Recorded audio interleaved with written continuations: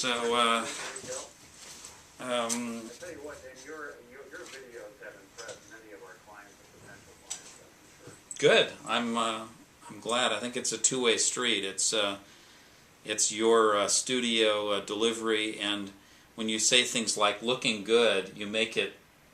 I mean, people obviously think you can see me, but of course we know you can't. Well, I mean, the great thing about this is we could use Skype, but it doesn't look nearly as good as just a little hour delay in production. Yeah, yeah. That's really the case. All right, here we go.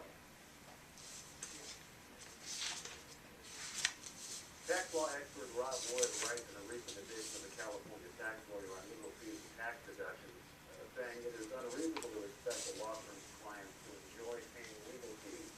That's what I'm saying. As much as their lawyers enjoy receiving them. Yet, in my experience, clients are much more likely not to object to paying legal fees if they can deduct them. My guest is tax law expert Rob Wood. He is the host of the Tax Law Channel and partner of Wood Porter and San Francisco. Welcome back, Rob. Thanks, Scott. Good to be here. This is a good topic that we have discussed before.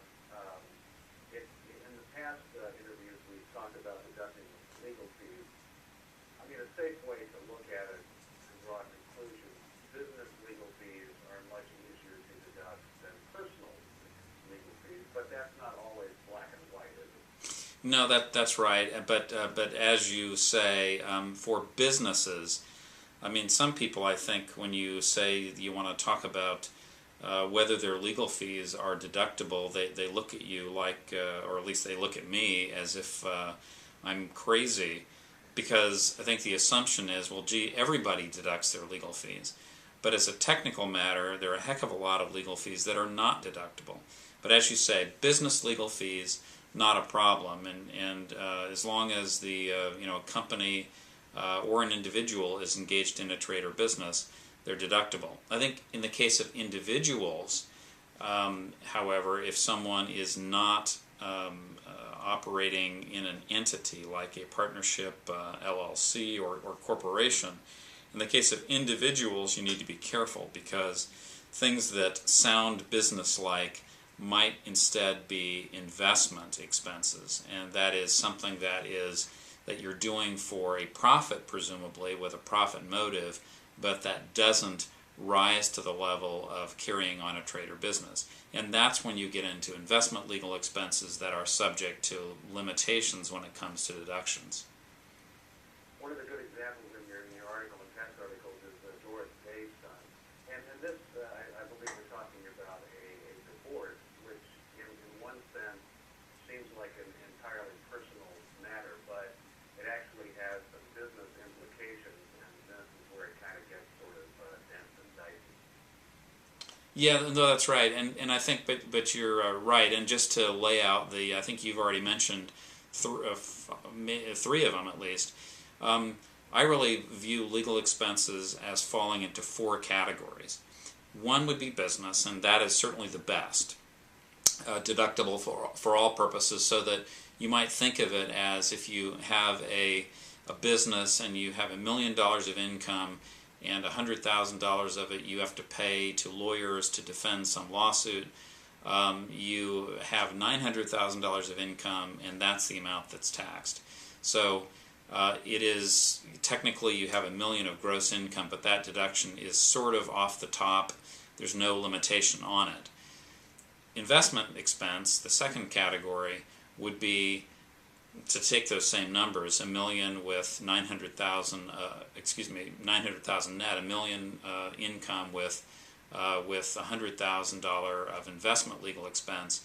There are limitations, and I know many of our viewers will be aware of the AMT, alternative minimum tax.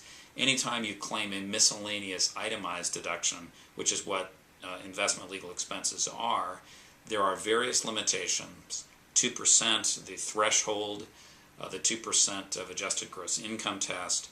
There's phase out of deductions and exemptions, and worst of all, AMT. But personal, so it goes without saying that where you can, you want to argue that an expense is really a business expense, not merely an investment expense. But talking about Doris Day's son, as you say, personal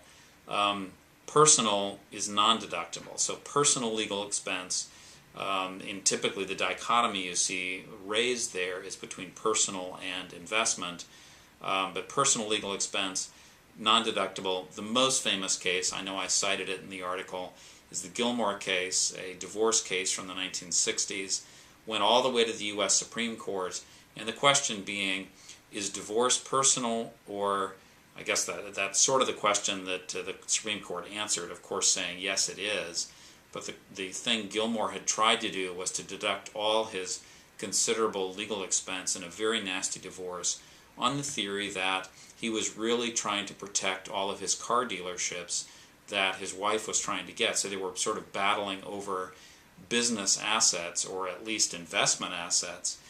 That didn't make it a business or investment expense, according to the Supreme Court.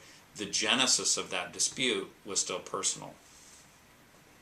And that was because the root cause of all the legal expenses was a personal issue like a divorce, even though it did have business implications.